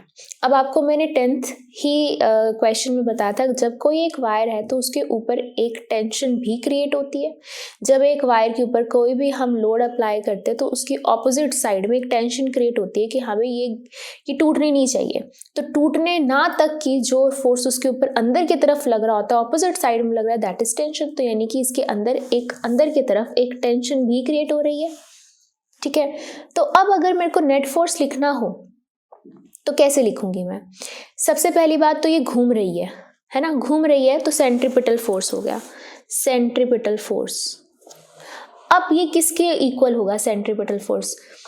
घूमने का मतलब क्या है कि एक तो इसके अंदर की तरफ टेंशन है और एक बाहर की तरफ लोड लगा, और दोनों के दोनों ऑपोजिट डायरेक्शन में। तो अंदर की तरफ टेंशन और बाहर की तरफ लोड, ये दोनों ऑपोजिट डायरेक्शन में, तो नेगेटिव रहेगा। लेकिन कौन सा नेगेटिव? F - T या T - F? तो सबसे इंपॉर्टेंट बात ये क्या है कि हमारी टेंशन जो होती है वो कभी भी लोड से कम नहीं हो सकती, क्योंकि लोड से कम होते ही रस्सी हमारी टूट जाएगी। लोड बढ़ गया, टेंशन यानी कि जो वायर है हमारी वो इतनी ज़्यादा सह नहीं पाई उस लोड को, तभी तो वो टूट गई, तभी तो उसकी टेंशन खत्म हो गई, है ना। तो टेंशन हमारी कभी भी लोड से छोटी नहीं हो सकती। जैसे ही छोटी होएगी तो वायर क्या हो जाएगी? हमारी टूट जाएगी। तो इसका मतलब क्या हुआ कि टेंशन बड़ी है, किससे? लोड से, जितना हमने उसके ऊपर लोड अप्लाई किया हुआ है। तो टेंशन में से जब हमने लोड को माइनस किया, अब इतने रिजल्टिंग फोर्स से वो क्या हो रहा है? वो घूम रहा है, ठीक है, वो घूम रहा है। ओके, अब हमें पता है कि जो हम यहाँ पे फॉर्मूला लगाते हैं, ठीक है, ये वाला जो फोर्स होता है, ये वाला जो फोर्स होता है, ये कौन से वाला फोर्स होता है? ये वाला फोर्स है, ये नेट फोर्स है, ऑब्वियसली नेट फोर्स है ना। अब नेट फोर्स की बात अगर मैं करूं तो नेट फोर्स का मतलब क्या हुआ? नेट फोर्स का मतलब ये हुआ कि ये वायर कितना फोर्स एक्सपीरियंस कर रही है, ठीक है। तो अगर इस वायर की बात करें तो ये वायर के अंदर एक टेंशन क्रिएट हो रही है ना। किन फोर्सेस की वजह से क्रिएट हो रही है? दो फोर्सेस की वजह से क्रिएट हो रही है।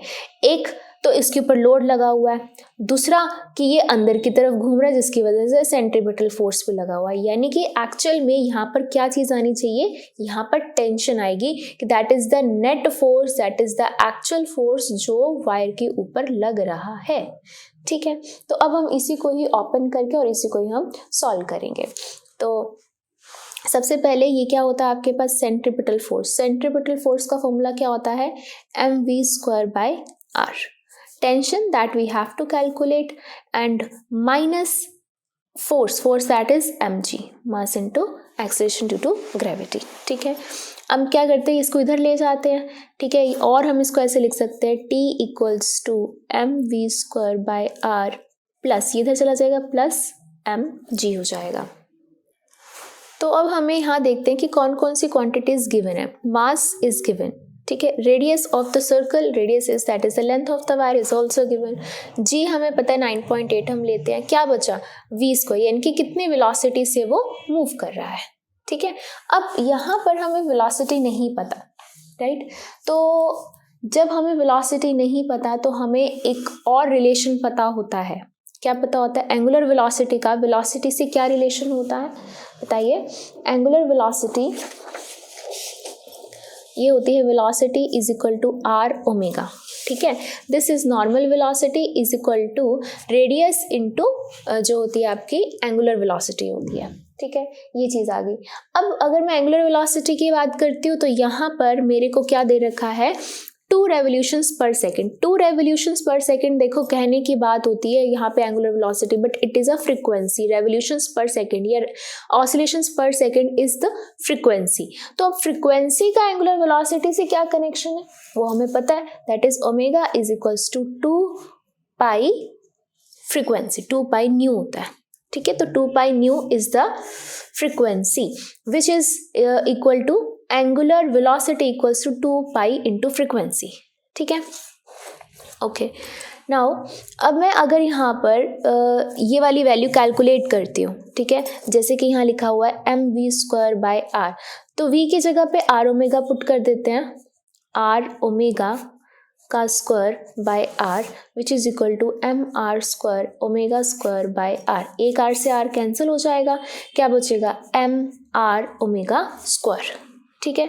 अब यहाँ पे ओमेगा की वैल्यू हमारे पास ऑलरेडी है, ठीक है, तो ये क्या हो जाएगा एम आर 2 पाई न्यू का स्क्वायर, न्यू इज फ्रीक्वेंसी, ठीक है।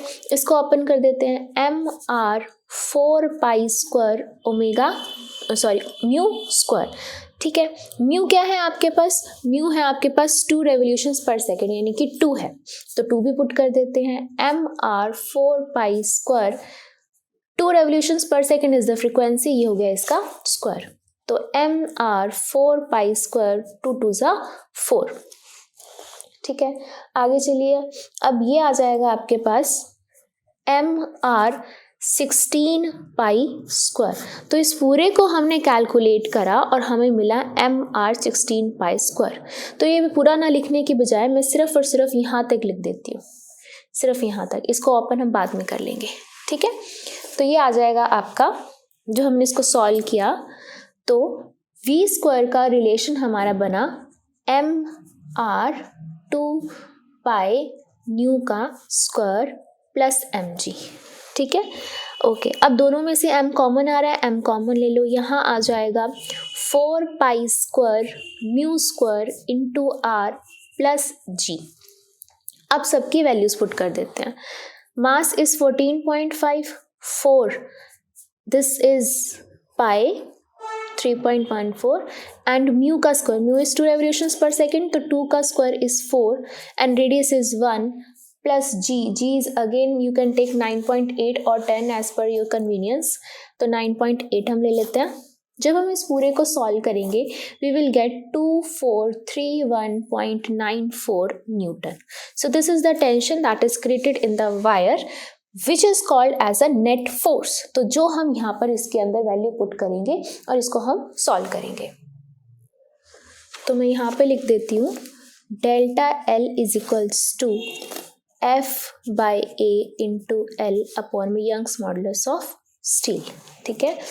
तो अब यहाँ पे हम कैलकुलेट करते हैं, that is delta L, F मतलब कि net force, that is the tension जो हमने कैलकुलेट करी है, that is 2431.94 into original length कितनी है 1 मीटर की लेंथ है, एरिया हमें दे रखा है दैट इज 0.065 सेंटीमीटर स्क्वायर, लेकिन हम हर एक चीज़ को ऐसा यूनिट में लेते हैं, दैट इज मीटर स्क्वायर में लेंगे, तो ये हो जाएगा 0.065 इंटू मीटर के लिए 10 की पावर -4 हो जाएगा, and Young's modulus of steel is 2 into 10 की पावर 11। जब हम इस पूरे को कैलकुलेट करेंगे we will get 1.87 into 10⁻³ metre, यानी कि इतनी लेंथ जो है वो आपकी क्या हो जाएगी, इलॉन्गेट हो जाएगी, ठीक है।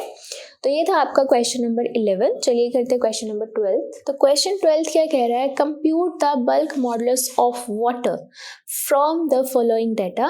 इनिशियल वॉल्यूम दे रखा है, प्रेशर इंक्रीज दे रखा है, फाइनल वॉल्यूम दे रखा है और बोला है compare the bulk modulus of water with that of the air, ठीक है, at a constant temperature, explain in terms of simple terms why the ratio is so large.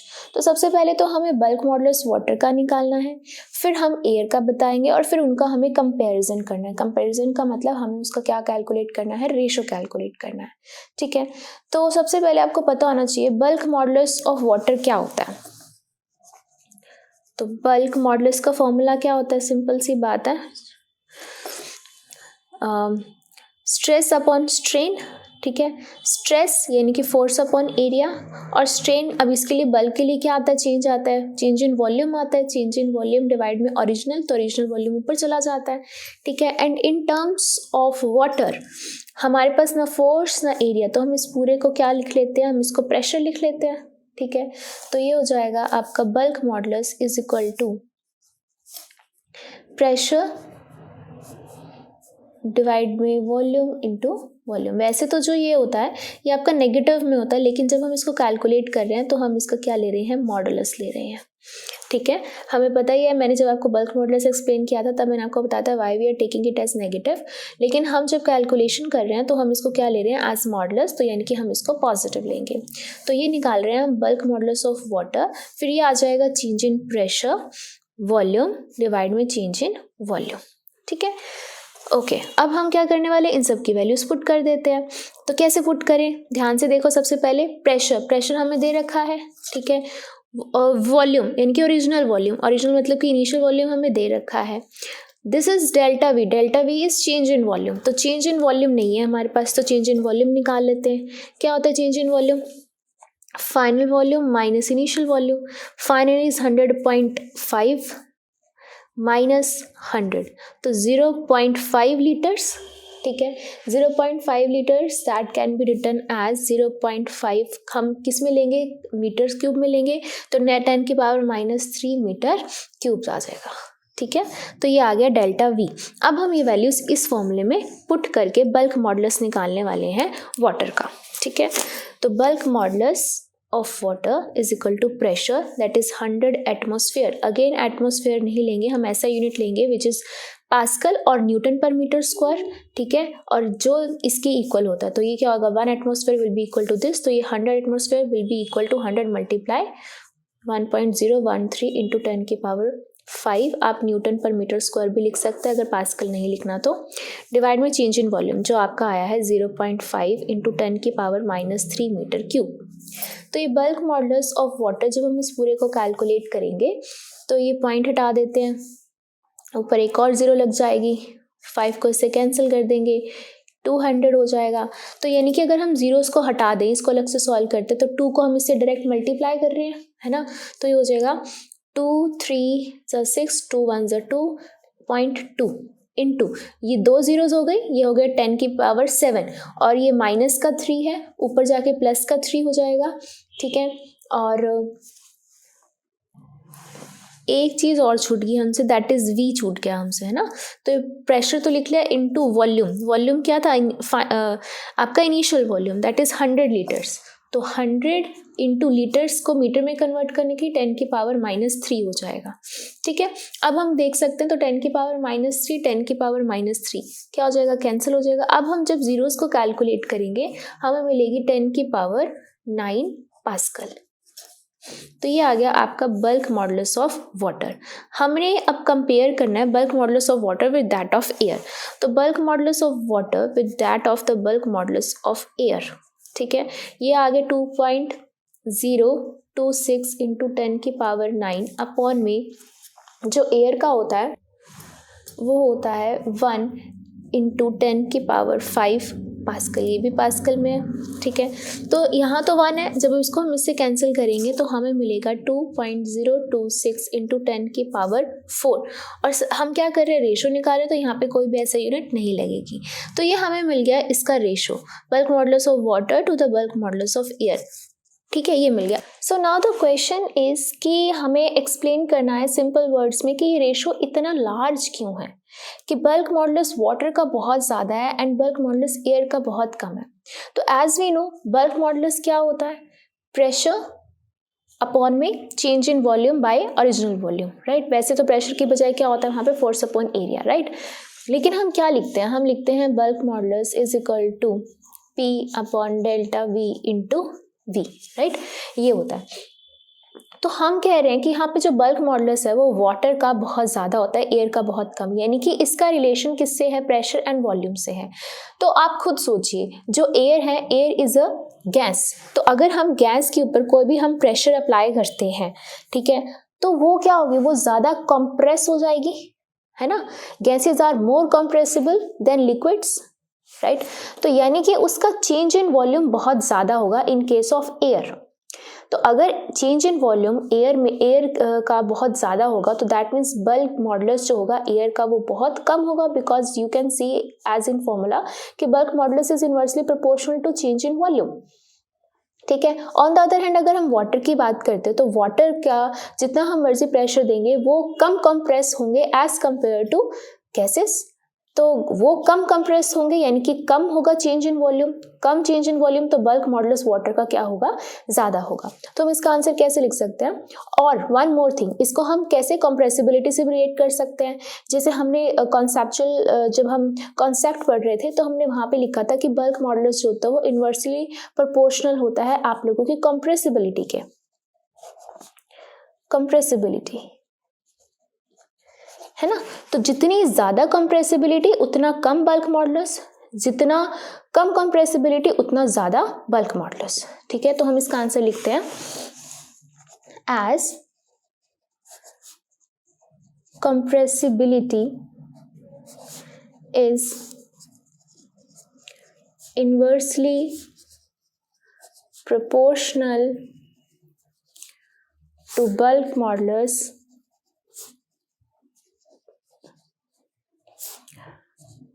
So, in case of liquids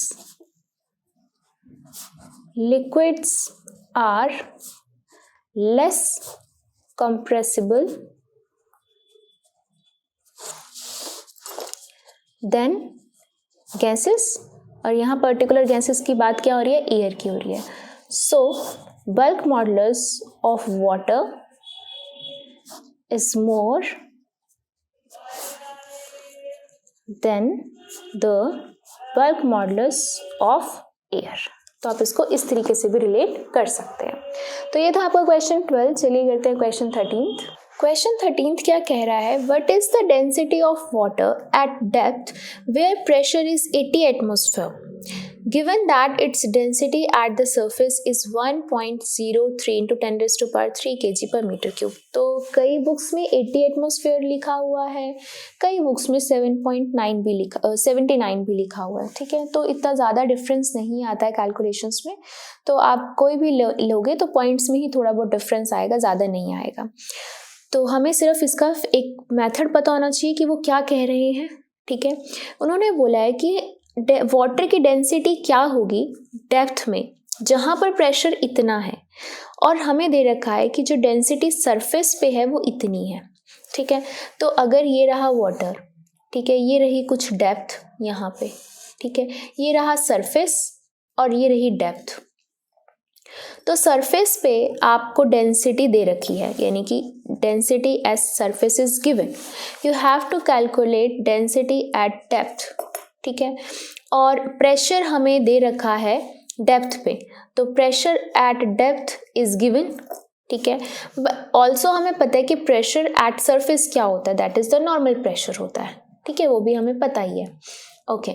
अब हम बात करते हैं यहाँ पर कि अगर हम यहाँ वाटर की डेंसिटी की बात कर रहे हैं, यहाँ हम वाटर की बात कर रहे हैं, तो बेसिकली यहाँ पर कौन सा मॉडुलस लगेगा।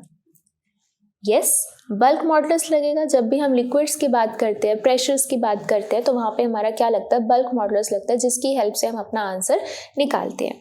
ठीक है। तो अगर मैं बल्क मॉडुलस की बात करती हूँ तो बल्क मॉडुलस का क्या रहता है आपका, this is bulk modulus is equal to force upon area, और क्या होता है फिर चेंज इन वॉल्यूम डिवाइड में ओरिजिनल वॉल्यूम। तो जिसको हम क्या लिख देते हैं, प्रेशर अपॉन में change in volume into original volume, ऊपर चला जाता है। ठीक है। तो ये चीज़ लिखते हैं हम यहाँ पर। अब अगर हम यहाँ बात करते हैं कि भाई बल्क मॉडुलस हमें पता होता है वाटर का, ठीक है, नहीं पता तो हम टेबल से पता कर सकते हैं। प्रेशर हमें गिवन है, तो हमारे पास वॉल्यूम की टर्म्स नहीं है ना। वॉल्यूम हमें चाहिए भी नहीं, हमें तो डेंसिटी निकालनी है, तो यानी कि वॉल्यूम की टर्म्स उठा के हम उधर ले जाते हैं। तो delta V by V cross multiply कर दिया हमने P/B हो गया। यानी कि अगर मैं इसको ध्यान से देखती हूँ तो I have P, I have B, but मेरे पास ये फ्रैक्शन नहीं है और ना ही मुझे चाहिए। मुझे फ्रैक्शन, वॉल्यूम के फ्रैक्शन के इंस्टेड मुझे क्या चाहिए, मुझे डेंसिटी चाहिए वाटर की। तो वॉल्यूम का और डेंसिटी से क्या कनेक्शन है बताइए? वॉल्यूम का डेंसिटी से क्या कनेक्शन है? वॉल्यूम होता है आपका डेंसिटी होती है आपकी मास अपॉन वॉल्यूम। तो वॉल्यूम क्या हो जाएगा? मास अपॉन डेंसिटी हो जाएगा। ठीक है, तो हम बेसिकली अब ये फाइंड करने वाले हैं। तो डेल्टा V बाय V क्या होगा? Change in volume by original volume. Change in volume का मतलब क्या है? फाइनल वॉल्यूम, यानी कि volume at surface minus volume at depth divide में ओरिजिनल वॉल्यूम क्या था? वॉल्यूम एट सरफेस, यही था वॉल्यूम। ठीक है, ओके। अब हम इन सब की जगह पे हम क्या लिख सकते हैं? V की जगह पे क्या लिख सकते हैं? मास अपॉन डेंसिटी लिख सकते हैं। तो लिख देते हैं mass upon density at surface minus mass upon density at depth divide में इस वॉल्यूम की जगह mass upon density at surface, और यहाँ क्या चलता आ रहा है? डेल्टा V बाय V चलता आ रहा है। ठीक है, अब मास हर सब में क्या है? कॉमन है, तो मास कॉमन ले लो। क्या बच जाएगा? 1 अपॉन में density at surface minus 1 upon में डेंसिटी एट डेप्थ, और ये डिवाइड में ऊपर जाके क्या हो जाएगा? मल्टीप्लाई हो जाएगा। ठीक है, जब हम इसको मल्टीप्लाई करेंगे अंदर की तरफ तो delta S by delta S, sorry one more thing, यहाँ ऊपर से M कॉमन, नीचे से भी M कॉमन, M से M क्या हो जाएगा? कैंसिल हो जाएगा। ठीक है, तो अब लेफ्ट में क्या चलता आ रहा है? डेल्टा V बाय V, और यहाँ पे रो S अंदर जब मल्टीप्लाई होगा तो रो S बाय रो S क्या हो जाएगा? 1 माइनस यहाँ क्या आएगा? रो S अपॉन में रो एट डेप्थ। रो आपको समझ में आता ही होगा कि ये क्या होती है? डेंसिटी का सिंबल होती है। ठीक है, तो हमने अब क्या कर लिया? हमने इस फॉर्मूले के लिए हमने वॉल्यूम को निकाल लिया इन टर्म्स ऑफ डेंसिटी, हमें यही निकालना था। तो बस put this value in equation first. तो क्या आ जाएगा? 1 minus density at surface upon density at depth is equal to pressure upon में बल्क मॉडुलस। ठीक है, अब हम इन सब की वैल्यूज पुट कर देते हैं। यहाँ आ जाएगा 1 माइनस रो S अपॉन में रो D। तो प्रेशर कितना है यहाँ पर? ये है आपका चेंज इन प्रेशर होता है। एंड तो चेंज इन प्रेशर क्या होगा? हमें पता है कि सरफेस पे माइनस डेप्थ पे अगर हम बात करते हैं तो सरफेस पे क्या होता है? आपका 1 एटमॉस्फेयर होता है ना, और डेप्थ पे कितना है? 80 है। तो अगर मैं इसमें चेंज लेकर आती हूँ तो 80 माइनस 1 क्या हो जाएगा? 79 हो जाएगा। तो 79 atmosphere into 1 atmosphere equals to how many pascals? ये भी आपको पता है, हमने पहले वाले क्वेश्चन में किया था, तो ये आपको ऑलरेडी गिवन होता है। 1 atmosphere is equal to this much pascals, 1.013 into 10⁵ and bulk modulus हम वाटर की बात कर रहे हैं, वो भी हमें गिवन होता है। जैसे यहाँ पे हमने कैलकुलेट किया था, बट वहाँ पे हमें ऑलरेडी गिवन होता है। तो बल्क मॉडुलस जो होता है वाटर का, दैट इज 2.026 इंटू 10⁹। ठीक है, जब हम इस पूरे को कैलकुलेट करेंगे we will get 1 minus rho S upon में रो D। जब हम इसको कैलकुलेट करेंगे हमें मिलेगा 36.37 इंटू 10⁻⁻⁴। ठीक है, okay, that can be further written as 0.003637, 4 zeros में आगे ले गई हूँ। ठीक है, अब क्या करेंगे? अब हम इसको आगे सॉल्व करते हैं।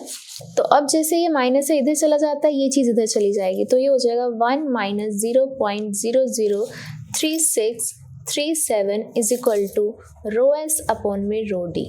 ठीक है, तो इसको जब इसमें से माइनस करेंगे हमें मिलेगा 0.996363। ठीक है, is equal to rho S upon में रो D। ठीक है, ऑल्सो हमें क्या कैलकुलेट करनी है? Density of water at depth ये निकालनी है। एट सरफेस हमें गिवन है। ठीक है, सरफेस हमें ये वाली गिवन है, तो हम यहाँ क्रॉस मल्टीप्लाई कर देंगे। तो rho D is equal to rho S that is 1.03 into 10⁻³ is given, और ये नीचे चला जाएगा, दैट इज 0.996363। ठीक है, तो जब हम इसको कैलकुलेट करेंगे तो रो जो डेंसिटी आएगी वो आएगी 1.034 इंटू 10⁻³ kg पर मीटर क्यूब। तो इस तरीके से हम निकालेंगे डेंसिटी एट डेप्थ। सिर्फ और सिर्फ हमें ये पता होना चाहिए था कि हम वॉल्यूम का डेंसिटी से क्या कनेक्शन निकाल सकते हैं, क्योंकि जब कभी भी हम वाटर के प्रेशर की बात करते हैं तो हमें सडनली क्लिक करता है कि हमें बल्क मॉडुलस निकालना है। तो बल्क मॉडुलस का फॉर्मूला लगाते ही V का तो कोई सीन ही नहीं था, कुछ भी नहीं दिया हुआ था, बट डेंसिटी पूछा था, तो वॉल्यूम और डेंसिटी का कनेक्शन निकाला, वहां से हमने कैलकुलेट कर लिया। ये था आपका क्वेश्चन 13। चलिए करते हैं क्वेश्चन 14। क्वेश्चन 14 क्या कह रहा है, compute the fractional change in volume of a glass slab when subjected to hydraulic pressure of 10 atmosphere.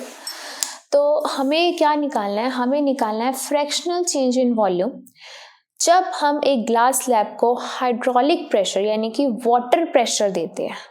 ठीक है, तो फ्रैक्शनल चेंज क्या होता है, फ्रैक्शनल चेंज का मतलब वॉल्यूम की बात हो रही है तो यानी कि चेंज इन वॉल्यूम डिवाइड में original volume, this is called a fractional change. ठीक है, तो ये हमें क्या करना है, ये हमें कैलकुलेट करना है। ओके, तो हमें पता है कि ये चीज़ कहाँ मिलती है। ऑब्वियस सी बात है, हाइड्रोलिक प्रेशर की बात करें तो हमें पता है बल्क मॉडुलस को हाइड्रोलिक मॉडुलस भी बोलते हैं, राइट, उससे रिलेटेड होता है। तो हमें पता है bulk modulus is equal to क्या लिखते हैं हम, वही stress upon strain, stress is force upon area, है ना, and which is change in volume, आगे स्ट्रेन जो आता है, बट हम क्या लिखेंगे P अपॉन में F बाय A को क्या लिख देते हैं, pressure, that is change in volume, और फिर आता है वॉल्यूम, जैसे हमने अभी रिसेंट क्वेश्चंस में किया है। ऑल्सो बल्क मॉडुलस का हम क्या लेते हैं, मॉडुलस लेते हैं, यानी कि हम यहाँ पे नेगेटिव साइन कुछ भी नहीं लेते हैं।